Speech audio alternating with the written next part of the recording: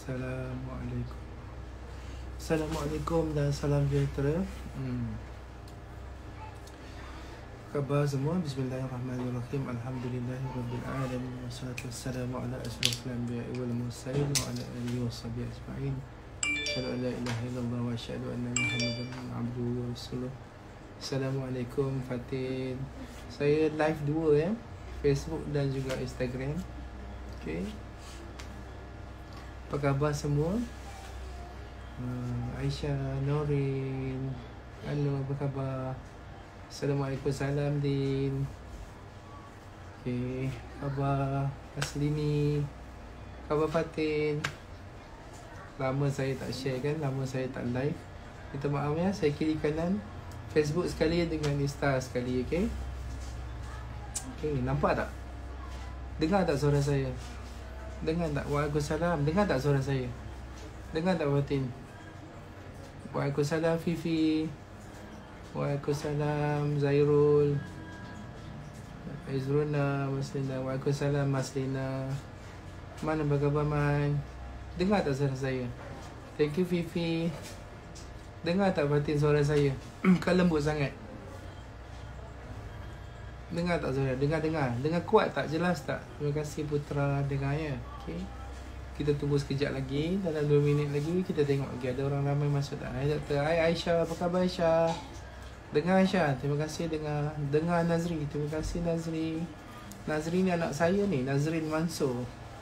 Terima kasih Mas. Terima kasih Fatin. Terima kasih Man. Terima kasih Putra Isna Kayangan.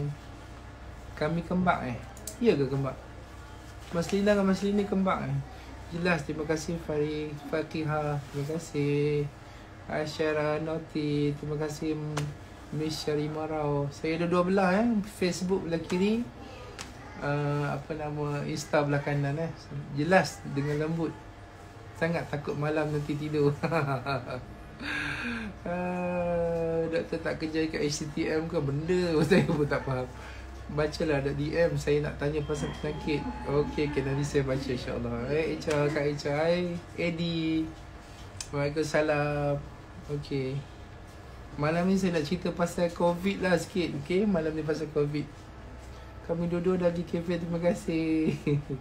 Tujuan live, pin tajuk. Okey, pin tajuk saya tak reti sangat lah. Macam mana tak tahulah pin tajuk kat mana nak pin, tak kerti pin lah. Tak kerti nak pin saya ni. Saya panic attack. Okey, jangan panik, relax. Okey Lily, Kak Ika. Okey, saya dua-dua belah saya akan jawab dua-dua belah. Amin. Okey, jangan panik, okey. Jangan panik, relax. Okey, jangan panik. Alright. Okey, cepat nak dengar. Okey, kita dah mula sekarang. Kita boleh mula sekarang Tajuk malam ni adalah 18 minit kan? Okey. Okey, malam ni saya cerita pasal COVID lah Selepas ni saya akan share topik by topik. InsyaAllah kita buat tak lama 18 minit supaya kita boleh dengar. Dan juga saya pun tak ambil masa banyak. Dan juga kita boleh dengar selepas live tu pun kita tak ambil masa banyak juga. Okey. Ya, cuti. Okey. Malam ni saya akan cerita pasal COVID. COVID tu sebenarnya CO tu adalah corona. COVID asal COVID-19 tu CO tu adalah corona. VI tu adalah virus. Okay. D adalah disease, penyakit lah Dan 19 tu adalah tahun dia dijumpai ataupun dia mula melarat iaitu 2019. Jadi COVID-19. Itulah punca nama dia. Okay. Dia adalah sejenis virus yang baru. Virus ni asal kita dengar ceritanya dia adalah perumah dia asal adalah binatang berkelawar ataupun dan ada kata yang binatang macam kucing dan sebagainya. Perumah asalnya adalah binatang, jadi dia tidak memberi masalah kepada binatang. Tetapi bila dia merebak kepada manusia, dia memberi penyakit kepada manusia. Okay? Dan perumah dia yang baru ni adalah rumah yang baru adalah manusia, iaitu kita. Jadi dia membiak di dalam badan kita, dia punya lifespan dia punya kehidupan dia kalau dia tak merebak kepada orang lain, dia boleh mati, dia akan mati dalam masa 14 hari. Jadi saya nak cakap pada malam ini, kenapa kita kena kuarantin 14 hari dan kenapa kita buat kerajaan buat untuk kita jangan balik kampung dan kita disekat ataupun kita panggil dia apa yang sekarang kita panggil tu partial lockdown, supaya kita jangan pergi ke mana-mana. Kerana apa tahu? Kerana COVID-19 ni dia adalah sejenis virus. Dia akan masuk ke dalam bahagian badan kita melalui hidung, mulut dan juga mata. Okey. Jadi siapa-siapa yang kena dengan jangkitan kuman ni, dia akan terus ke bahagian tekak. Selalunya bahagian yang pertama yang kita kena adalah bahagian tekak. Simptom yang pertama selalunya orang akan kena adalah sakit tekak. Sakit tekak, bukan demam lagi ya, sakit tekak. Dia akan sakit tekak sikit-sikit, tak selesa. Lepas 2 hari, 3 hari, lepas tu sakit tekak dia makin lama lagi teruk sakit tekak. Selepas tu baru ada simptom-simptom yang seterusnya. Dia akan jadi demam, rasa macam sakit-sakit badan, sakit-sakit sendi. Rasa orang yang kena jangkitan kuman, sekiranya badannya lemah macam orang tua, dia akan cepat demam. Dan kalau orang yang macam agak muda, dia akan rasa lemah-lemah, rasa macam lesu-lesu, rasa tak larat dulu, rasa letih-letih, rasa macam nak demam. Okay? Lepas tu ada juga yang akan rasa loya-loya, nak muntah dan cirit-birit. Dan temperature dah start nak naik lah. Hari keempat dan kelima temperature akan start naik 37 lebih. Dan makin hari makin lama panas dia akan naik. Lepas hari kelima, hari keenam, dia akan jadi makin demam. Dan ada juga selepas tu akan jadi batuk, sesama dan cirit-birit dan juga muntah, sakit kepala dan seterusnya. Dah masuk hari 6, 7, 8 tu baru ada sesak nafas. Okey. Masalahnya adalah ketika mana dia mula-mula masuk pada badan kita, kita tak demam tau. Kita tak demam, kita tidak sakit. Faham tak? Terutamanya orang yang kuat. Okay? Orang yang kuat tu maksudnya orang yang immunity kuat lah, yang kita tolak orang tua-tua yang penyakit kronik dan sebagainya tu. Dan bila kita kekuat, kuasa kita melawan tu dia ambil masa kita nak sakit. Jadi pada ketika awal 3 hari, 5 hari, 6 hari yang permulaan itu, masa itulah kita nak pas kat orang. Masa itu dia dekat tekak kita tu, kita sakit tekak, kita akan terbatuk kan, kita bernafas dan sebagainya bersin, maka kuman tu akan sampai kat orang dan bagi kepada orang lain. Satu orang yang bawa, dia akan bagi kepada 2,5 ataupun 3 orang yang lain. Maksudnya dia akan bagi kepada 3 orang, 3 orang tu akan bagi kepada 3 orang, dia akan jadi 3 jadi 9. 9 tu akan bagi kepada 3 yang lagi. Jadi dia cepat merebak. Cara rawatan dia, penyakit COVID ni, sampai sekarang kita tak ada lagi spesifik ubat untuk dia. Dan kita tidak ada vaksin lagi yang khas untuk dia. Rawatan-rawatan ubat yang diberi oleh hospital-hospital di seluruh dunia sekarang ni masih kita gamble. Kita gamble maksudnya doktor-doktor pakar masih lagi mencuba menggunakan apa ada ubat yang kita ada mampu, antivirus dan sebagainya, anti-malaria dan sebagainya. Saya dengar, saya tak pasti nak jawab macam mana. Kita try and error. Tak ada lagi khas ubat ataupun vaksin untuk merawatnya. Siapa kena, hospital, sama ada dia survive ataupun dia meninggal. Itu je. Okay? Dia akan sesak nafas, lepas tu tak boleh bernafas, kena pakai intubator dan kena intubate dan juga pakai mesin untuk bernafas. Okay? So sekarang ni, macam mana kita nak merawat dia? Macam mana kita nak merawat dia? Kita memang tak boleh rawat dia. Kita tak boleh rawat dia. Kita tak boleh vaksin diri kita. Jadi macam mana kita nak buat? Apa yang China buat, apa yang Itali buat, ada negara-negara lain yang semua buat. Kita terpaksa mematikan dia. Kita tak boleh matikan dia dalam badan kita. Kita terpaksa mematikan dengan cara dia mati sendiri. Okey? Contoh, satu orang dia akan pas kepada 3 orang. Kita pastikan satu orang tu tak pas kepada orang lain. Dan kuman tu akan mati sendiri dalam masa 14 hari. Dia tak ada perumah baru dan dia mati. Faham tak? Jadi apa yang kita nak buat sekarang ialah dengan menjarakkan diri kita, kerajaan buat tu, undang-undang yang KKM buat tu adalah untuk memastikan supaya kes tu tak meningkat. Supaya kuman tu last sekali dia mati sendiri. Faham tak? Bila dia tak berjumpa dengan perumah baru, dia tak berjumpa dengan orang baru, maka dia akan mati macam tu je. Contoh orang tu disyaki positif. Satu lagi saya nak cerita ada kes COVID positif dalam badan dia, kita cek negatif. Maksudnya kita cek negatif, tapi dia tak semestinya 100% negatif. Sebab kuman ni dia agak special jahat sikit. Ada yang kes yang positif, sebenarnya kita cek dia, kita jumpa dia negatif. Faham maksud saya? Yang negatif tu tak semestinya negatif. Yang negatif tu kadang-kadang dia masih ada kuman dalam badan dia. Dan orang tu dah dibebaskan ataupun dikuarantinkan, dia masih lagi boleh spreading. Itu yang masalahnya kuman ni. Jadi kita rasa kita sihat. Kita rasa kita kuat. Kita rasa kita belum kena demam. Kita belum ada batuk, sesama cikgu-cikgu. Kita nak balik kampung. Bila kita balik kampung, kita pergi balai polis beramai-ramai nak ambil surat. Kita berebut pergi pasar raya untuk beli makanan dan sebagainya. Kita berkumpul beramai-ramai dekat bus stop, kita beli dekat bus station, kita pergi semalam balik kampung beramai-ramai dekat RNR dan sebagainya. Kita akan berjumpa dengan ramai orang. Jadi kat situlah orang yang akan pas kepada seorang dan kepada seorang dan kepala seorang. Faham tak? Jadi itu yang saya nak sebut. Kita sepatutnya kena tahu bahawa kita jangan bagi virus ni survive. Kita kena matikan dia kat tengah jalan. Kita tak boleh matikan dia kat badan kita. Sebab ubat dia tak ada. Vaksin dia tak ada. KKM dengan staff doktor semua sangat-sangat susah hati. Sebab kita tak ada ubat untuk dia sebenarnya. Kita more on life support. Kita masukkan air, kita try and error bagi antivirus dan harap orang tu kuat dan baik sendiri. Itu je. Jadi kita nak matikan kuman tu tak boleh mati dalam badan kita. Faham? Kita nak matikan dia dengan tengah jalan. Maksudnya bukan tengah jalan raya. Kita nak dia cari perumah baru dan tak jumpa. Dan lepas 14 hari kuman tu mati. Faham tak? Saya ulang sekali lagi Kita nak kuman tu yang ada dekat seorang A ni tidak sampai kepada B dan tidak sampai kepada 3 orang lain. Sebab tu kita kuarantinkan dia. Kita jangan bagi kita dekat dengan dia 1 meter. Jangan dekat 1 meter.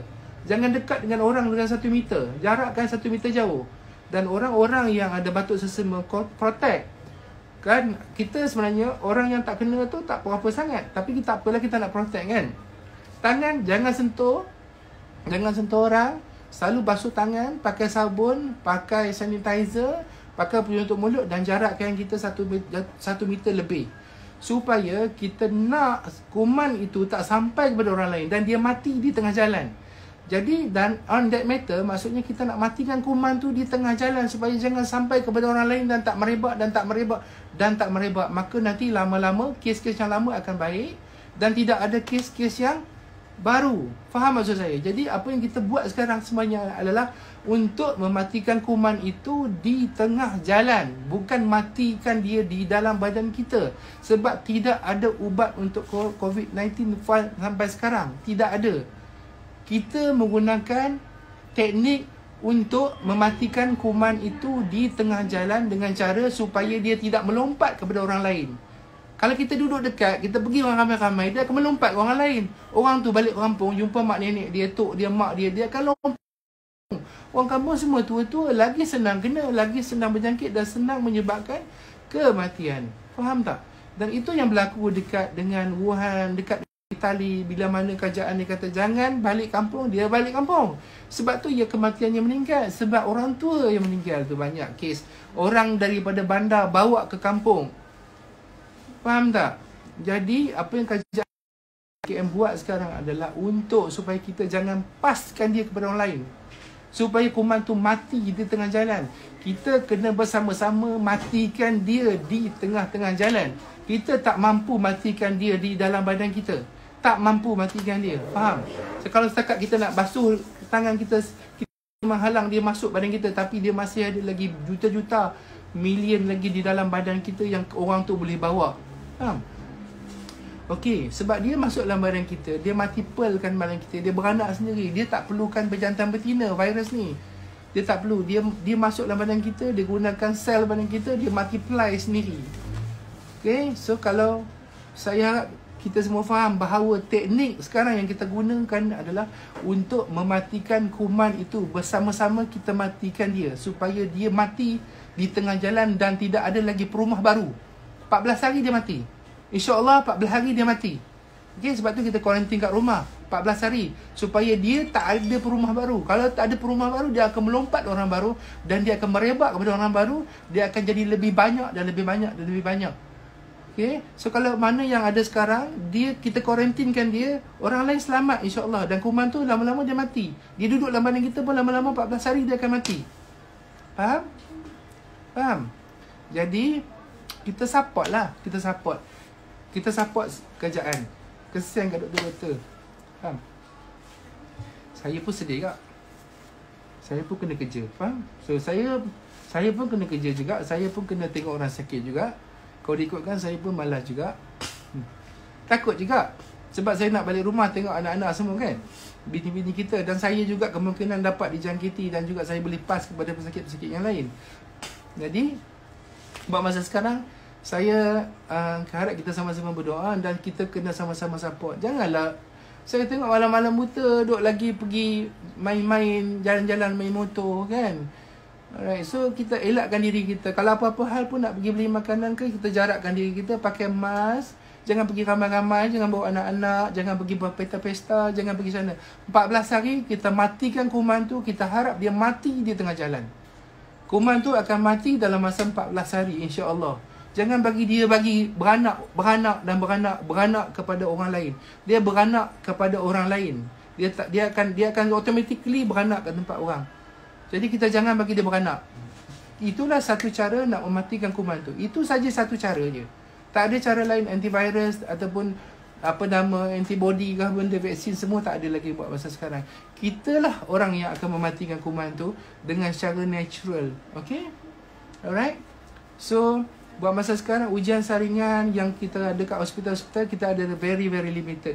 Kita tidak ada buat semua saringan. Apa tanda-tanda yang anda perlu ingat? Nombor satu, kalau sekiranya kita ada bermula dengan sakit tekak dan sakit tekak kita makin teruk. Nombor satu, kita kena ingat sekiranya kita, kawan-kawan kita ada cerita bahawa dia dah kena. Okay? Kawan-kawan kita selalu kena. Bila kita dengar dan kita pernah ada rasa jumpa dengan dia, kita pergi check. Dan saya minta sangat siapa-siapa yang pergi jemaah-jemaah tabligh yang pergi dekat masjid Sepetani Baru ni, kawan-kawan dan saudara, jangan takut. Kita takkan bunuh dia, kita takkan tangkap masuk penjara. Kita cuma nak memeriksa dia dan merawat dia dan memastikan dia tak bagi kepada orang. Janganlah takut, tak takut. Kita tak marah pun, tak marah. Kita nak dia datang. Kita nak dia tak pas kat orang. Faham? Okey? Sebab semua orang takut sekarang ni. Semua orang takut. Seluruh dunia takut. Dulu kata Trump tak takut. Trump pun takut dah sekarang. Trump tu duduklah Tuan Trump dah sekarang. Semua orang takut. Okay? So sekarang ni kita tak perlu salahkan siapa-siapa. Kita sama-sama pakat. Kalau kita jumpa siapa-siapa kat luar, kita sampaikan bahawa kita jangan duduklah kat rumah. Kalau siapa-siapa nak beli barang, seorang aja. Okay? Pakai mask. Make sure ada sanitizer bawa. Jangan dekat-dekat, jauh-jauh. Okay? Beli barang sikit-sikit balik. Kedai runcit tak tutup.